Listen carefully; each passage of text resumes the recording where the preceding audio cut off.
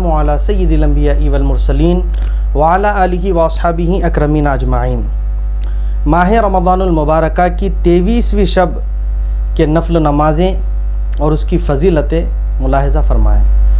ماہ رمضان کی 23ویں شب کو 4 رکعت نماز 2 سلام سے اگر کوئی بندہ اس طرح پڑھے کہ ہر رکعت میں سورہ فاتحہ کے بعد سورہ قدر 1 مرتبہ اور سورہ اخلاص 3 مرتبہ اگر کوئی پڑھتا ہے تو انشاءاللہ تعالی اللہ پاک اس کے گناہوں کی مغفرت فرمائے گا، اور گناہوں کی مغفرت کے لیے یہ نماز بہت افضل ہے۔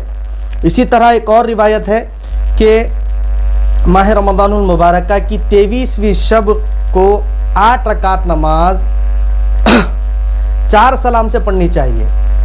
8 رکعت نماز پڑھے، 4 سلام سے پڑھے، ہر رکعت میں سورہ فاتحہ کے